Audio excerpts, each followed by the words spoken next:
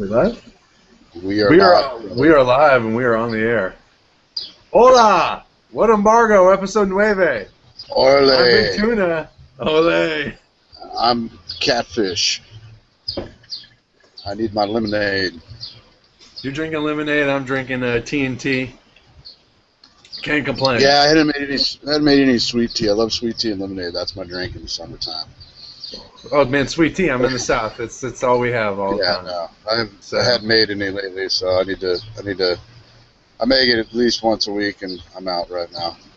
Yeah. Well, how's your week going so far, Catfish? Good. School is over. School is done. So I don't have anything to do the rest of this summer except smoke cigars and be a bum. So unfortunately, that means I didn't get a matching review in for us this week, so we could do a show on a specific cigar, but that's okay. We've got other stuff we're going to talk about. Well, it's all right. You reviewed the Sancho Panza and... Yes, I reviewed the Sancho Panza, and the Sancho Panza is not worthy of a show because it sucked donkey balls. I read that review and I was like, damn, I'm not giving it a try. So, dude, I mean, really, like, if anybody wants to know, go to habanoscritic.com and read my review of the Non-Plus. And I mean, not to be mean, but it was like, I saw like the first third was kind of interesting, and then, it just like had this really weird taste, herbal thing going on, and just really didn't get better, and it had no finish, and it just sucked. I mean, it was like I would rather smoke AJ Fernandez, in all honesty. AJ Fernandez. Yeah. Well, the other funny thing about it is that Sancho Panza has a regional edition this year. Yeah, I know, which is what we're doing our show about. And we're talking about the regional editions. We're going to talk about regional editions. We hate them. No. Yep. We'll be fair to everyone. Yeah, I think first thing I'm going to do for today's show is we're going to talk about critics, because technically we are Habano's critic, but we're just two guys that enjoy cigars, and that's what we do. But recently, this week I had some. I got to do a couple pre-release reviews on some of the new Regis stuff, and I found out from a friend of mine that I have a critic online that thinks I'm an asshole. And you have a hater. Yeah, I have a hater, bro, and. It was funny because somebody asked me if it pissed me off, and my response was, well, critics are pretty much like pussies, they're just big pussies. Like, I've been performing my whole life. I've been doing comedy and, writing and singing and playing guitar and performing all over the freaking country, and you can tell me I suck. I don't care. I don't give a shit. But when I think of critics, this is what I think of. Right here. Our cigars. So basically, that's what I imagine is sitting behind the Our Cigars screen. Like, oh my God, this guy doesn't like the same Drew stage stuff that I do, and holy shit, I'm so mad. You know what I mean? Like, that's what I envision, honestly, dude. It's you go on there and you criticize Connecticut Broadleaf or Mexican San Andreas or the DR, and it's just there's something I saw earlier that I don't want to talk about on the air just because I like the guy, but it's one of these things they're talking about how people respect these certain individuals who are terrible people, and I'll talk to you in private, but it's like, come on, man. Well, it's laughing because if you look at our last group review, I got a bunch of heat in the last two group reviews because they were the Dogma, and I actually rated the Dogma subjectively. I said, I think this is as good as a number 9. So I would recommend buying a box. But the H.E. Lancero, I didn't like. I know you liked it. I didn't like it, and I took a bunch of heat for that. It's different opinions.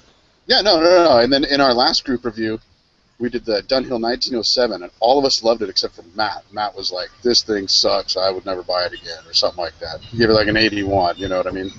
Almost Yardgar, I wouldn't even give this to my friends rating. It was great. So, anyways, just for everybody out there, who's not a pussy, who looks like the fat guy from South Park pissed off on cigar forums. You know, just keep in mind everybody's different. So whatever we tell you is completely like subjective. It's not the truth. What we talk about today with regionals is not the truth. It's just our opinion. There's two guys that smoke, and the funny thing is you know, Seth and I both have really, really different palates, even though we like a lot of the same stuff as well, too. So just take that into consideration. There's no need for anybody to get pissed off. It's, you know, it's fucking cigars is what we're talking about, for Christ's sake. It is what we're talking about. My palate sucks, too, so, geez. Yeah, your palate does fucking suck. My palate sucks ass, terrible. and that's why I'm smoking this Boulevard Royal Coronas, and it is... Are you? That's why I am... It's smoking wonderful. I am smoking an H. Upman Majestic from 2006, baby. I have one of those. I gotta... Wait, maybe I don't have one of those. I don't know what I have. I can't remember. But either way, we're talking about regional editions. Let's talk about regionals. I'm going to dissect the fake later, too. Okay, we'll dissect the fake later. But okay. To all of you who are wondering what the hell are regional editions, I'm going to break it down as simple as possible. So in 2005, Habanos, most likely after being consulted by a lot of these distributors throughout the world, said, hey, yeah, we'll make you some regional editions, you know, let us know what you want to do, and we'll work with you. You know, there's a minimum amount of cigars you have to order. You kind of have to make that down payment. You can only have it for a year, and it has to be brands which are not really well known. So you can't get a Cohiba regional edition. You can't get a Monte Cristo regional edition. You can't do the global brands or the like San Cristobal, Coaba, and Trinidad regional edition. But everything else is fair game. So in 2005, Habano started this, and I mean, there was only 4 regional editions the first year. Went to Switzerland and Italy, and ever since then it grew. I think it's a really cool concept, but I think sometimes these regional editions are nowhere near as good as the regular production stuff. Catfish, fill it in, man. Catfish? I'm pulling my silent Bob act. I'm trying not to be a dick right now. Try not to be a dick right now. Okay, well, yeah, because it started... to be completely honest, go ahead, do it. Do it, be honest. We're being honest. I'm smoking a Majestic. These boxes of cigars can be had at your friendly neighborhood local LCDH on sale most of the time for about $85 to $90, which puts them at, you know, like $3.50, $3.75 a stick. And this is a fantastic cigar when you age it, and it's fantastic right off the truck. So why the fuck would I pay an extra $10 for some fuck stick to put, you know, Regionalia, whatever, someplace I've never heard of on it. You know what I mean? Exclusivo Canada. Like, why when the Maple Leafs get involved is this shit gonna cost me an extra, you know, $10, $15 a stick? Like, I remember the Vegas Urbania regional in Canada, and a bunch of my buddies were freaking out. We had mules getting them from Canada, you know, and whatever, and we had them fine from wherever we could get them from. And I'm sitting there smoking this thing, and I'm like, this is a great cigar, don't get me wrong. It is 200 some odd bucks for a box of 10. Great cigar, but you're paying over 20 bucks a stick. And I'm thinking to myself, the Famosos that I have that have 4 or 5 years on them are pretty good too. I'm not tasting that $15 difference, you know what I mean? So my take, if you ask me my take, and before we, you know, I don't want to ruin everything because it is kind of cool what they do. But my take is concept. Yeah, to me, it's kind of like the Tatué Viaje of the you know, Habanos world, where they're going to make some limited release, and really it should only be worth like $8 to $9 a stick, but they're going to sell for like $20 a stick, and then they're going to get flipped online for $25 a stick because everybody wants to get their hands on them, and in reality, it's just a normal blend, and they tweak something on it. Well, you know, I really think a lot of manufacturers, non-Cuba, basically for the United States, have copied this. You know, Miami Cigar has been doing it, and I think it's cool. Or they did do it. I don't know if they're still doing it. They failed in delivering anything else. But I I think it's a great concept because it's unique and it really generates people to get interested in something. And it has become worldwide. People are talking about smoking. Huge now. It's huge, and I don't think it was meant to be as big. I mean, originally it was meant to be, you make a Boulevard for Germany, and it's meant for the German market. You're looking at your German distributor, and the German distributor says, "Hey, we want double Coronas," and they make a Boulevard double Corona. But it's gotten bigger than that, and now people are going all over the place. Yeah. And it's like you, I agree because in 2007, maybe it was in 2007, Boulevard did a exclusive for Canada, which was like a Robusto kind of a 48, 49 ring gauge, the Simone, which is awesome. It's an awesome cigar, but is it better than the Royal Coronas? Which is cheaper? Probably not. Like a third cheaper, probably. What? Yeah. Like a third cheaper at time. Yeah. And it's grown. It started out with 4 regional editions in 2005. The most it's ever had was in 2011 when there's 25 regional editions. It then dropped down to 9 in 2012, and now it's back up again. I think blows my mind. I've had some really good ones, in all honesty. I have. Yeah, there have been really good ones. There have been, but I just think that sometimes they kind of, I looked at it and I was looking at all this stuff yesterday and today, and I was wondering, gosh, is there a correlation between Habanos and distributors making regional editions after, Cigar Aficionado gives a Cuba the #1 rating? In 2010, Cigar Aficionado gave the Bejuque a #1. They had 22 regional editions that year, and then next thing you know, there's 25. And it went up every year, and it went up after the Monte #2. I don't know if there's a connection between the two, but that's an interesting take on it. It has dropped down. And the other thing, just to show how nerdy I got, I looked at the average ring gauge and the average length of regional editions. Okay, I'm interested for a couple of years. So in 2005, you had an average ring gauge between 45 and 46. At the height in 2011, you had an average ring gauge of around between 50 and 51, and then this year it's between 49 and 50. So it's really gone up since 2005, but the ring gauges really haven't in the years I've looked at, because I looked at 05, 07, 10, 11, 14. It's never gotten above 51. Interesting. And then I also looked at the length, because we're talking about the length. And like the ring gauge, the length was originally between 5 and 5.2 inches.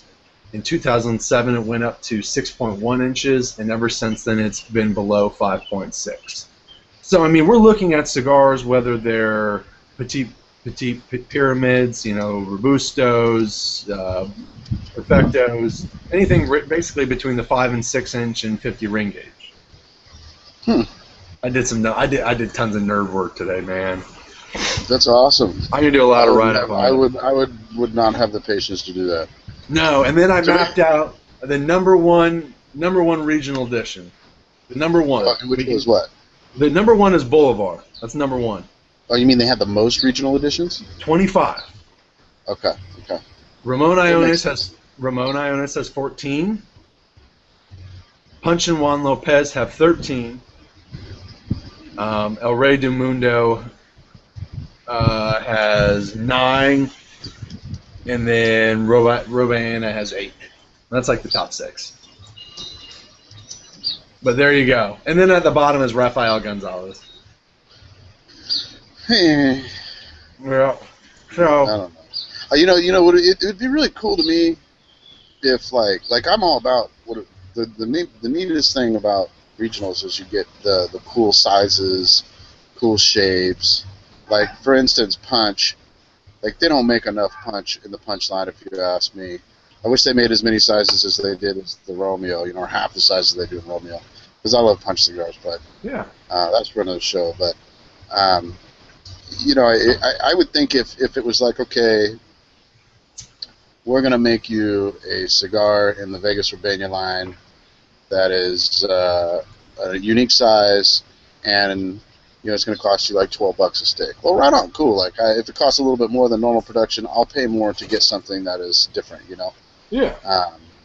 Or if it was like, hey, in this brand, we're going to give you a Petite Corona. Oh, okay, cool, awesome. Like, I love Petite Coronas. I'll pay $160, $170 a box, But it's just hard. I don't know. It's hard sometimes when you look at the prices of some of these things. It's unbelievable.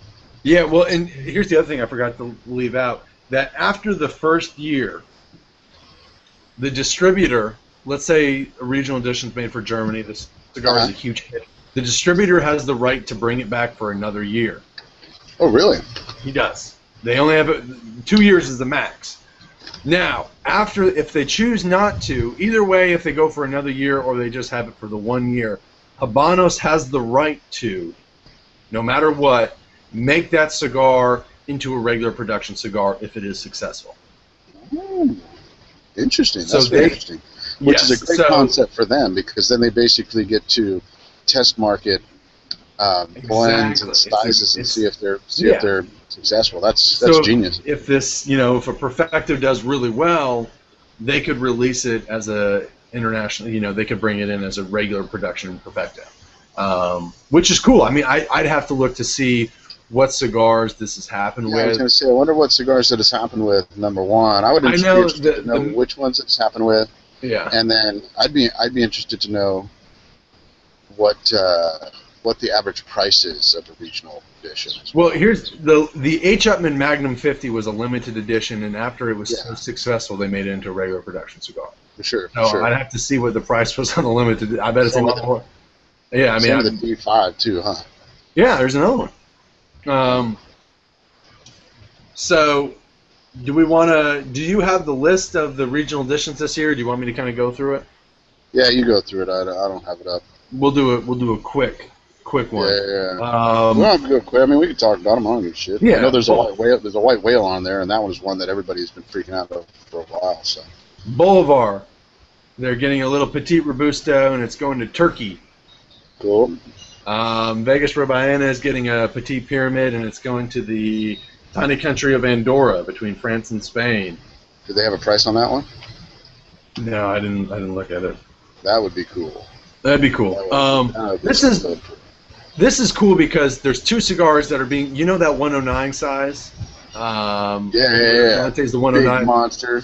Big monster. They call it a double Robusto. It's 7.2 by 50. Sancho Panza for Serbia, they're getting the 109.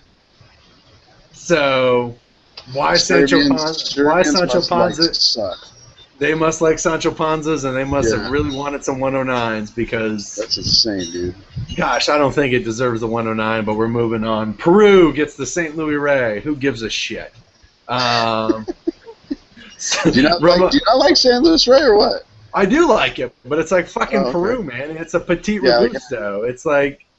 That would be really cool. I'd be down for that. Ramon Ionis is going to Switzerland for a Perfecto. That's not new. It's kind of one of those little Britannias they've done before for England and so forth that's really successful. Ramon Ionis is also going to Lebanon for it's a Genios. It's a 5.5 by 52. To Italy for a Petite Pyramid. To Spain for Petite Robusto. And then Germany is getting the Ramon Ionis 898. A Lonsdale. That is a big one. Yeah, that's the white whale. Yeah. That's the white whale. That's the one that, the original 898s, I think wouldn't they stop, like 2002 or something like that? Yeah.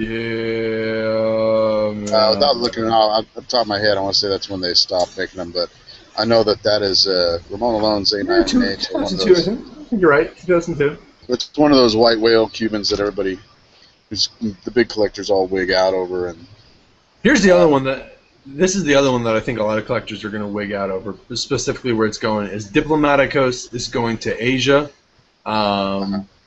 It's called Bushido, so it's probably going to be more focused in Japan, and they're getting a 109, Diplomaticos 109. Oh, wow. That'd be interesting, because, my experience with Diplomaticos is they need a ridiculous amount of age, honestly, and they're strong. and they Oh, suck for like at least 2 years. They're just terrible. but man, you know, a 7.2 by 50 double Robusto, Yeah, that's gonna take 109. forever to age. First, it's going to take forever to age. It's going to be expensive as hell. So those. Yeah. I mean, people are going to buy boxes and just age them. Canada's getting a La Floridicana Petite Corona. That's cool. It won't be short filler. They don't do short fillers on those. Yeah, of course. Portugal's getting a Juan Lopez Petit Robusto. That interests me, actually. That really is interesting. Mm-hmm. The Caribbean's getting the La Gloria Cubana and Mundo. And Great Britain's getting another Por Laranaga Robusto Extra. That, I think, is going to be a winner as well. Great Britain always seems to get really good regional editions. What's interesting is I'm not looking at the list, but it seems like I saw somebody posted it earlier this week, but it seems like there's a lot of petite pyramids, petite robustos. There is. And it seems like there's a lot of big cigars. The average ring age double robustos or average ring age is around 49. Mm-hmm. Average length's around 5.3. There's a lot of stuff going to Europe. Usually is. A lot of stuff. Most of the stuff's going to like Spain, that area. But Ramon Iones and Juan Lopez are the two big brands. And I think those guys are usually the brands that get a lot of attention anyways. Besides Bolivar. But Bolivar, I think, just kind of got bombarded early on. And I think that's partially due to the fact that the Royal Coronas got #1 in 2006. Yeah. So, not surprising, honestly. What's your experience with regional editions? I don't know. Well, I've had a bunch of them. I don't know. I mean, I don't ever remember. I'm like, what is exclusive or whatever? Like, I'm like, okay, cool. It's a regional. I haven't had. There was the Punch one. There was like a Punch Robusto from a couple years ago that was really good. Smoked a couple of them. I thought they were really good. I liked them. I wish I would have jumped on them when I had the chance. But honestly, every time I have one, so every time I get one as a gift, or whatever. Yeah. Or a trade or anything. So I'll smoke it, and I'm like, oh, this is really good. I wouldn't pay that for it, Like I never, I don't know. I've never had one blow me away to make me go, oh my god, I need to find these. Whereas I have had some LEs do that. I have had plenty of LEs that don't do it for me either, I think LEs are a little bit more. A little overpriced. I mean, reliable. LEs are a whole other discussion, but just in my experience, I mean, the best Habanos I've ever had have typically been either aged H. Upmann or aged Monte Cristos. And I'm talking like 7, 8, 9, 10-year-old cigars, and that when I smoked them just completely blew my mind. So it's, I'm not saying that I haven't had any good regionals. I've had several. I just don't. None of them were memorable enough to me, if you will, to say, "Oh my God, I'd buy that again." Like, for instance, the Partagas C3, the one from 2010, the limited edition. Yeah. That was a cigar I smoked, and when I had it, it was just like, oh, okay, whatever, like no big deal. But then I had the Monty from 2010, and I was like, oh wow, this is really good. I like this, so I'm gonna buy boxes, whatever. But I do have. Is a good stick. One of the guys sent me the Ramon Alone's petite pyramid, and I can't remember which region it's from. I'd have to go look at it, but that one I'm interested in trying. What I mean? But to be honest, for the most part,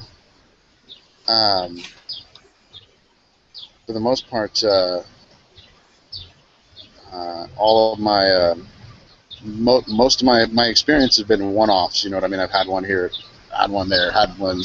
People give it to me, and I've never been really attracted to them. And to be honest, I know enough collectors who, guys that have the coin to just buy, 3 or 4 boxes of whatever regional edition they're excited about, and then they'll tell me, yeah, it wasn't that good, and then I see them selling them on, one of the forums that are out there, many forums that are out there, and so I've just so many guys I've had tell me, like, unless you smoke it and you think it's amazing, don't go chasing them down. And these are serious collectors that have, you know, collections that are as much as a house. So, you know. Yeah, I mean, it's, you know, my experience has been pretty limited. I've smoked some stuff from Great Britain, some German stuff as well. Yeah, I want to say Great Britain and Germany are the ones that I've had. And, Canada and Asia are the biggest Albania. ones that I've had, and that's just I have easier access to them. Yeah, the Fort Langa, I had that one. It was yeah, it was really good smoke. It was good. The Celestos Finos that Asia Pacific had with the Ramon Iones was great. Strong, really strong. But you know, I think a lot of the times with them is that they just don't also capture the flavor profile of the line. You know what I mean? Really? I've had some regional editions which just, you know, for Bolivars, which some of them taste like a Bolivar and some of them it doesn't taste like a Bolivar. It's not. To me, it's not a Bolivar, and I don't know if they wanted it a little bit lighter or what the heck's going on. Yeah, like I was excited about the Diplomatico Spain. I don't know, it was like a Robusto size that came out recently. You know, they were like 15-ish a stick, or a box of 10 or whatever. And I had one, and it was just like, whatever. Yeah. And then there was some Kwais that I've seen, and I love Kwai, and just never, you know, I really talk about Kwai, man. I would be stoked if I could find some Kwai regionals that were reasonably priced. I wouldn't have a problem, you know, going into that because I like Kwai. But if it was any different than the normal Kwai profile, I'd be pissed. You know? Talk to Guy, man. Guy will let you know. Guy knows what's going on with K Dorsey. I do need to see what's up there. Guy's probably got stuff. Guy will lay out the truth. Yes, he will. That is for damn sure. So, but yeah, I mean that's kind of regional editions. That's all the regional editions. That's all of them right there, man. There's 13 of them. Tell that we are incredibly excited about the regional editions.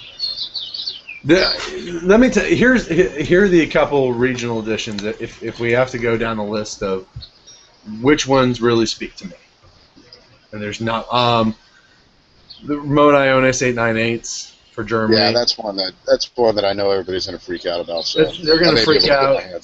It's gonna be expensive, but it's gonna be one of those things. It's probably gonna be. It's either gonna be really exciting and like, yes, this is awesome, and I need to get more. Or it's going to be just disappointing, and that's just the way it goes. The other one, the Por Laranaga for Great Britain, that Robusto Extra, I'm really interested in. I'm hoping to get. I'll be up in Canada in November, so maybe I can get some La Floricanos when I'm up in Canada. Yeah, the new La Floricana, what is it, the Secretos? I don't know what it is. It's like a Robusto size. Everybody is freaking out over those, man. People are buying those like crazy. That is one that everybody's been going nuts over. But when I was looking at the pricing of them, they were relatively expensive. Yeah. Looking through the list, Juan Lopez, the pyramids, the Juan Lopez. Juan Lopez and Mundo, kind of. You know, Juan Lopez is one of those things. You know, they already have a pretty solid Robusto in Corona Gorda. I mean, it's not really. It's Benelux, so it's Benelux, so it's Belgium, Netherlands, and Holland, all that stuff. Mm-hmm. That's where you can get it. Gosh, other than that, nothing really. Great Britain, Germany. Nothing really else really speaks out to me. Lebanon always really goes with Ramon Iones. Interesting. What's the basis behind the choice for manufacturer? You know, is there any basis for that? I think they can choose whichever one they want to. Yeah, that's what I figured. I mean, I think they get to choose. They get to choose. The size has to be something that's not production. Yeah, of course. but they get to do whatever they want with it, and they get to choose the brand. I don't know. It's what I like. What I am liking to see is that there's no like 56 plus ring, 52, 54 plus ring gauges out there. There's nothing really above 54 this year. I think it kind of goes to show that the rest of the world is still, yes, they're getting bigger and they're in the low 50s, but they're nowhere near the American market where it's like, give me 60s, 64s. Yeah. Interesting. But yeah, Port Larnaga for Great Britain. That's the one. I'm saying it right now. That's the one. That's the one you're calling it? I'm calling it. That's going to be the one. Watch, Cigar Aficionados are going to get it, and they're going to love it. That's funny. All right, so are we done with regionals? We're done with regionals. We're done with regionals. Okay. I'll do a write-up, and I'm going to show all my charts. Yeah, you should do a write-up on the regionals. I'm going to do a write-up. Doc Will asked what regional editions have become regular production, and how much did the price change. So that's going to take me about a week to find out all that information. You know what? I do. There was one other question I was going to ask you, and I'm 99% sure I know the answer, but they do use aged tobacco on the REs, don't they? Yeah, it's like the limited editions. It's all 2 years. Yeah. I thought though. I want to say I thought maybe I heard it's just the wrapper. That the regional was not used, or the tobacco was not aged as long with the regional as it is with the LE, but it's aged longer than normal production. I don't know. For some reason, I thought I read that it was aged as longer. I know for a while, limited editions. The only difference for a while, but this was before they did regionals, was the wrapper was aged 2 years, and I think then they decided to make limited and regulars and regionals have tobacco that's all 2 years plus. I'll look it up. I'll look it up in my handy book. I know we talked about it. It's for all you out there. The World of the Habano. Terrific book. Yeah. I'll look it up. So what else are we talking about? I can talk and read. Well, I was going to tell some of our viewers that we listen to you, and we are working on an upcoming series of shows. I think it's going to cover 2 shows. We're either going to do it in August or September. But I know somebody asked, one of the previous questions are if we would do a buyer's guide of sorts. And so I was going to announce what the buyer's guide will be, or our first buyer's guide installment, I guess, is going to be cigars under $3. And that basically means that, Habanos, any Habanos to qualify, they have to be, the box has to have been purchased at your friendly neighborhood local LCDH for obviously $75 or less. So it makes the cigar $3 or less. Because this is fun, man. I think everybody wants to know what the good cheap shit is, and so I came up with 4 that we're going to do a shootout with. So that'll give us an entire month, 4 weeks, where we can do our reviews, and then on each show we'll talk about 2 of them, and at the end of the second show, I guess we will say what we think the best one is, and maybe we'll do like a poll on the forum or something to see if anybody wants to chime in and say what their favorite one is. By the way, at least out of these 4. List the 4, and I'll tell you something really quick. List the 4. So the 4 are the Florida Cana. I think it's the Petite Corona, right? That's the one with the. Is that the one? Petite Corona, though. It's like all cedar. Yeah, it's the cedar wrap. It's a short filler smoke. The Jose Piedra Cazadores, which is a 6x43. That's a short filler smoke as well. And oddly enough, they look really good. The wrapper looks freaking great on them. Dude, I smoked one of the Florida Canos. Did you? Yes. Okay, well, let's not talk about it. We'll talk about it off air because I don't want to ruin anything. Then Porlanga, and I don't know if I'm saying the name right, but they have a Panatella that's like 60-ish, almost close to $70 for a box, and it's a little Panatella 5x37, I want to say, and those are like under $3 as well. I don't know what the hell I was going to say. And then Partagas Meal Fleurs, That's a Petit Corona 5 by 42, and those can be had for under 75 as well. And so I thought those would be 4 good picks. I've had the Rafael Gonzalez, the cheap Rafael Gonzalez, and those were completely crappy. Like I had a box of them, and they were all like, I mean, maybe like 10 of them were smokable. So the rest that I have left are all going to be blended with pipe tobacco. Rafael Gonzalez. Yeah, but isn't that the brand that I bashed and you defended? Yes, and I love that Corona Extra. You're fucking psycho. Well, I told you my palate fucking sucks, man. It does. So it's all good. That's why I take your opinions and I smoke exactly. You know, when you guys do your group review on SigFed, I really don't pay attention to anyone's but yours. I'm like, let's see what Catfish has to say about this. So, because if I liked it, you're like, it sucks then. Well, no, because you know, I've smoked the Dunhill 109. I've smoked that new Dunhill. Yeah. And I got to smoke the other ones for reviewing it, but you didn't. You thought we'll it sucked? See. I think it needs more time in my humidor. I think it does. I think it does. The only thing was I detected a little bit of lack of balance on the back end, but other than that lack of balance on the back end, I was very impressed. I thought they made a very flavorful cigar, and it's something that I would. Who else smoked it? You, Rob. Me, Rob, Jared, and Matt, and myself, Rob, and Jared all liked it. We all thought it was, definitely fiver worthy and box split worthy. I was on the low end of box split. In other words, like, hey, if I saw it for a really good deal, yeah, I would smoke these things. I thought it was a good smoke. Box worthy is tough. Oh, sorry. I'm going to answer a question real quick. Doc asked. Oh, sweet. Of the 4 cigars that we asked about, that we're doing our thing on, are all 4 of them short filler? And the answer is no. The Partagas is not short filler.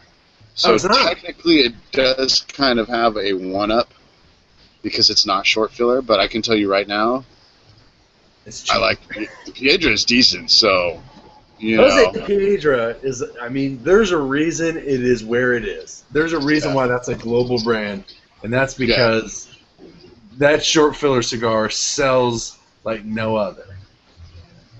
It's like, for me, I would love to just chew on them. I think they taste so good, I just want to like have it in my mouth and be like, if I was hiking through the mountains, I just want to chew on it. And it's probably Cohiba. It's probably Cohiba scraps. Probably is Cohiba scraps, in all honesty. So, anyway, so that's one upcoming show. Well, it's going to be a couple shows. We're going to span it out. And then I think from there we'll kind of go into doing wars like that in the future, doing like a Bellicoso war or, like a number 2 battle or something like that. And, and really just kind of get people, I want to get more people active in voting on what they think is the best and what they think is not.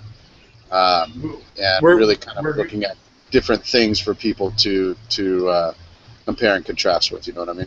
We are going to do a show where we get some guests involved, some guest media involved. So, remind me, because I got it. There's the one that we had talked about. Remind me to call the guy, because I have a guy who's going to help us with that. Okay. Well, but I don't want to leave what we're going to do.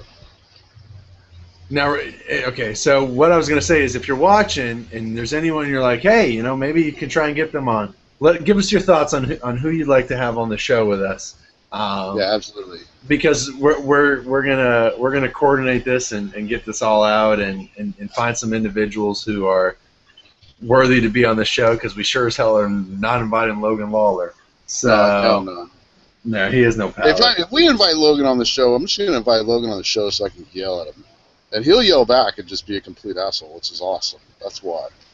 It's just going to be... But I know if I send him anything, because I want to say I got him a bunch of them once, and he was just like, yeah, he's just like, yeah, they're okay, Wait, what'd you give him? I'm going to say I gave him like an aged HF at number 2, and a aged Hoyo Epicura Special, and like aged... Mag 46, like all sorts of different age stuff, and he was just like, I think he liked one of them. But the only one that he's ever said he liked was the Bolivar LE from 2009, which makes sense because that's the strongest. That thing's a beast. Yeah, it's the strongest Cuban I've ever had, you know. So.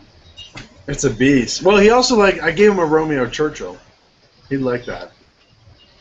Interesting. He's like, I actually like this. I'm like, man. He would like the customs that I have, and which I'll tie that into another couple shows that we're going to do here soon. We are going to do some shows, just so you guys know, on some custom roll stuff, and yeah, you're gonna have to break out custom rolls because you're the man with the knowledge on the custom roll. Yeah, the custom rolls are going to be fun, and honestly, like I had one yesterday I got a couple batches, and I had one yesterday that I specifically had blended with extra Ligero, and which I'm a no Ligero guy. But I knew this guy's blending style, and I knew he blends kind of mild, so I had him do one with Medio Tempo, and I had him do one with extra Ligero.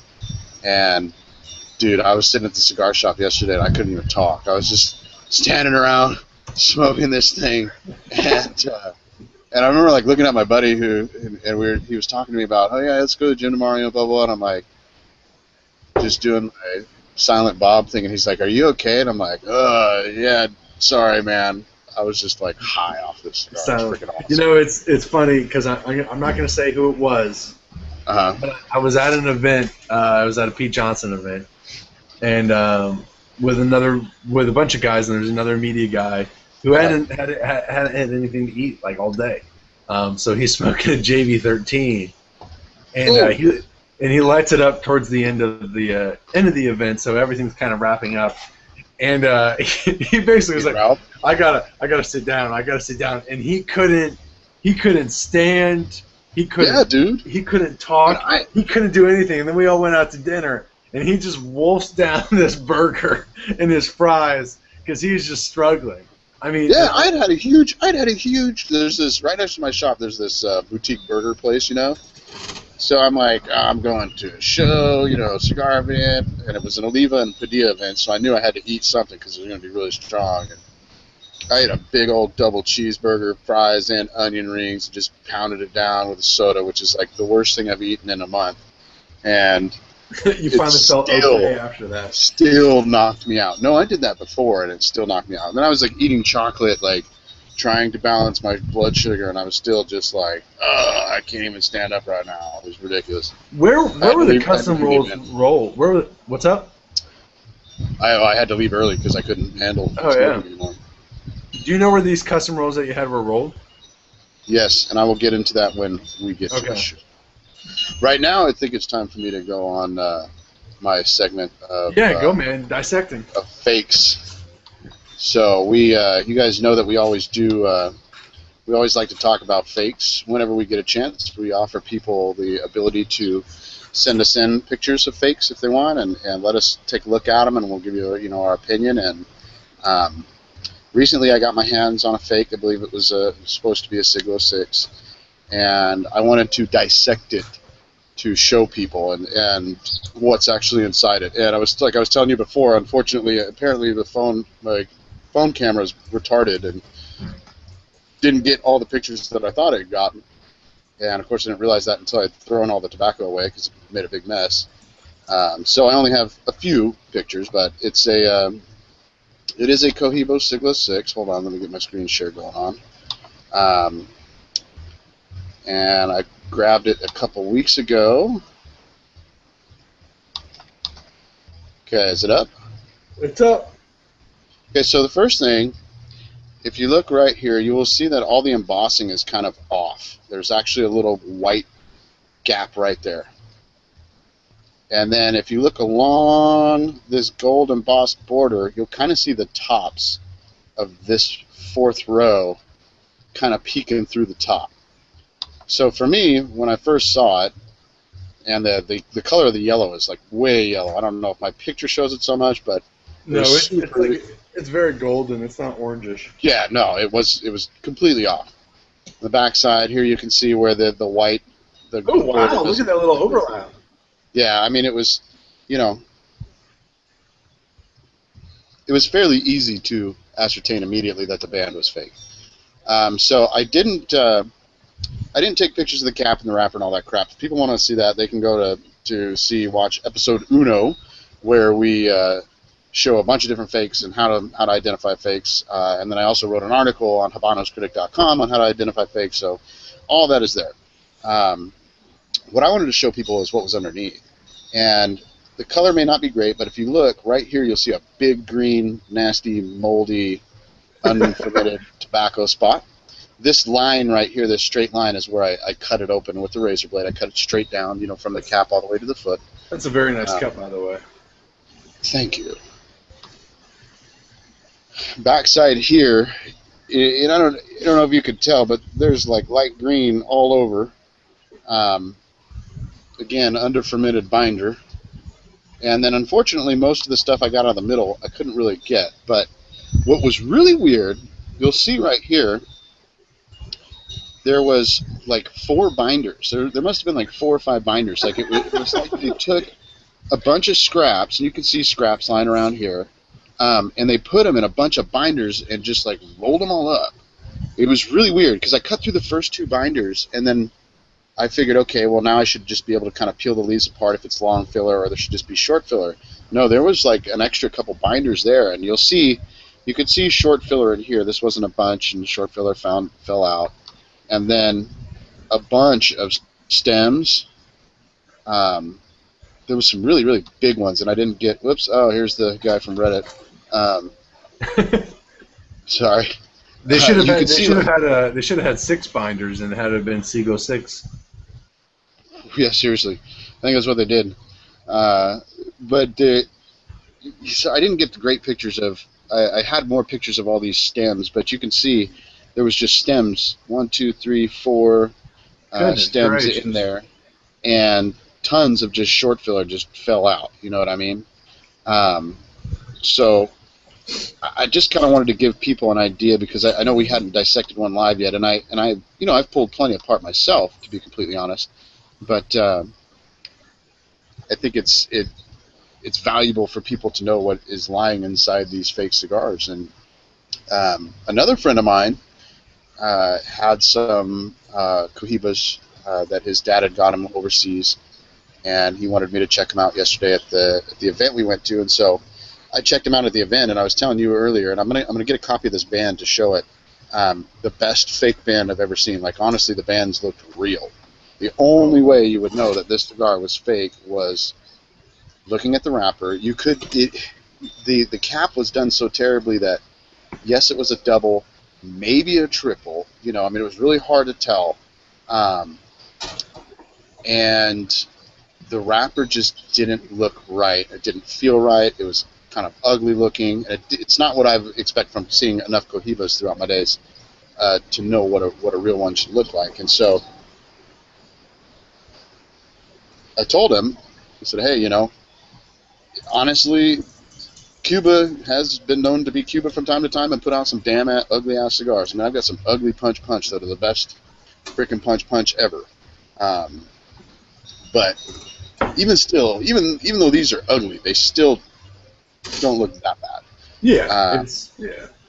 But I asked him, you know, I told him just smoke it and let me know. He had had enough cohibas in his day and enough Cubans that he should know the difference. And he shot me a text message today, and he's like, yeah, these aren't Cuban. There's no Cuban taste, and this is definitely not a cohiba, you know, as far as the flavor profile is concerned. So, but I'm going to get a copy of the band. I asked him for one of the bands, and I'm going to show it because it is honestly like flawless. Like I want to put it next to a real band, and have you guys vote and see which one's real and which one's fake. Have everybody vote on the forums.habanoscritic.com, and vote and see which one they think is real and which one is fake. Because honestly, I couldn't tell. It happens, just man. Looking at it. It was a trip, and so I mean I don't know, very interesting. But we got 10 minutes, really quick. One guy, Dave Nichols, said, "Hey, you know, who rolls these fake cigars? Who rolls these fake Cubans?" And you know, I just told him they're rolled all over the place. You know, you can get now. What I'll tell you is that Cuba refers to their cigars not as Cubans, as Habanos. Mm-hmm. So what they'll say is all Habanos are Cuban cigars, but not all Cuban cigars are Habanos. Yeah, and there's actually, I'll ask a friend of mine if I can post pictures that he has, because he took pictures in Cuba of fake Cohibas. Yeah. Being made in Cuba, and with the real bands and everything. Yeah, they take the bands and boom. But another thing is Sebastian was like, hey, did I miss the discussion on the Punch? We said we'd come back. Let's do a little brief thing on Punch itself and Punch, because I wanted to say this, that Punch does not have many Vitolas. I mean, they got the double Corona, they got the Punch, they got the Coronations and Petite Coronations. Yeah, which I love, Petite Coronations. And it's a great brand. And one of the biggest problems I think they have for them is a lot of the sizes that they have are sizes which are also made in some of these bigger brands, so they kind of get forgotten. Like Punch has a great double Corona, but when you look at it with like the Partagas Lusitania, Ramon Ionis Gigantes, Oya double Corona, it just gets lost. I mean, which really weird, because I love it. I think it's as good as any of those. Honestly. Oh, it's a great double Corona, but it's one of those things. The name kind of gets lost behind some of these bigger names. And it's like, the Punch, the cigar so nice they named it twice. Yeah. But it still gets forgotten. I mean, when you look at that with like the H. Upmann Magnum 46, and I mean even like Juan Lopez and St. Louis Ray, for some reason I think Punch just kind of gets forgotten. I don't know why, because I love it. It's a good Corona Gordo. It's a really good Corona Gordo. Awesome. One of my favorites. Whether it's in a 25 count box or a tubo, it's really good. Yeah, absolutely. And the Petite Coronations are great. I had a friend who gave me like years ago. He gave me these 5 on. He took the bands off of them, and I know where he buys his Habanos, and I know they're legitimate. And he's like, hey, smoke these, and it was one of those things like I was in a hurry and he was in a hurry, so I was like, sure. So I just went to town on them, and I loved them. And I was like, what the hell did I just smoke? He's like, oh, those were Punch Petite Coronations, and it's a great smoke. Yeah, they're awesome. So it's a great line. It's a great brand. Really good flavors. Medium plus flavors and body, I'd say. Yeah, I mean, I'll be honest, guys. We were going to do a show on it, and this last week just kicked my ass. So I'm on vacation now, so we have time to do all sorts of ridiculous stuff and think about crazy ideas for shows. So we'll have a little bit more time with naked chicks and stuff like that. So Cuban chicks, man. Naked Cuban chicks, but maybe we can try and do Punch with a bunch of guys and some girls for the little media thing. We can talk about Punch. Well, actually, on our last show, we had talked about. Juan Lopez. I had mentioned this club that I was going to called Culebras. It's a local club here in town. It's freaking awesome. It's like Man's Club. They've got this warehouse that's completely private, fenced off parking. Nobody would know you're there. Fingerprint ID entry, and then you go in and it's just like pool table, darts, leather couches everywhere, a freaking what seems like 100-foot, projector screen to watch fights and all that kind of stuff on, and it was ridiculous. So I actually talked to some of the guys there and said, hey, we should see if they want to, close it off for a night, have a couple guys in, and I'll provide them with the cigars, and we'll do like a live, That'd be cool our too. take on something like the Punch or whatever. You know what I mean? Something. We'll get people involved. So I don't want to rush. No, you got to go. You got to. I do have a gig. This is my early gig night, so I do have to leave in 5 minutes. So let's. What else? Do we have anything to wrap it up with? Well, we'll just do our closing thoughts, because our closing thoughts usually last about 10 minutes. So Sancho Panza sucks. Sancho Panza sucks. Closing thought number 1. Reddit bashers are assholes. No, they're not assholes. They're pussies. They're pussies. I'm sorry, they're pussies. Critics in general. Critics in general. I mean, we're critics, but it's different. We're like writing, whatever. We don't take this seriously. You know what I mean? People who take it seriously and get all butthurt, that's the difference. Yeah, like, how can you not like that cigar? So it's like when I say I don't like Liga Privada number 9, and I get like a whole room looking at me. Oh my God, what do you have to try it? I've smoked plenty of them, but you have to try it. I've smoked plenty of them. Yeah, exactly. But you have to try it. Oh my God. But anyways, you can find the reviews at habanoscritic.com. Catfish and I post reviews up there Tuesdays and Thursdays, and we also post some random stuff from time to time. You can always find activity at our forums.habanoscritic.com. Yeah, we keep getting more and more people on there, which is great because honestly, the whole reason we started the show, other than to act like complete jerk-offs, is to educate people and really share our love for Habanos. And the more people that we get in there and that are active who have different experience with regionals, different experience with the LEs, different favorite blends is the best, because when you find somebody that likes the same stuff you like, if they like something, you haven't had it, chances are you're going to want to get it. Yeah. And where the opposite of that is like when you reviewed the Partis D5 and you think it's awesome, so now I want to review it so I can say it sucks. Which you will, and then I'll be like, what the hell did I send them some D5s for? Yeah, I sent you those Rafael Gonzalez, you thought that sucked, so, which I was surprised, that really surprised me. I thought you'd One size, man. Yeah, but who knows? We'll see what it is. I don't have a palate. But yeah, so habanoscritic.com, forums.habanoscritic.com. Wait, request at tonight's show, Wharf Rat. Whatever the fuck that means.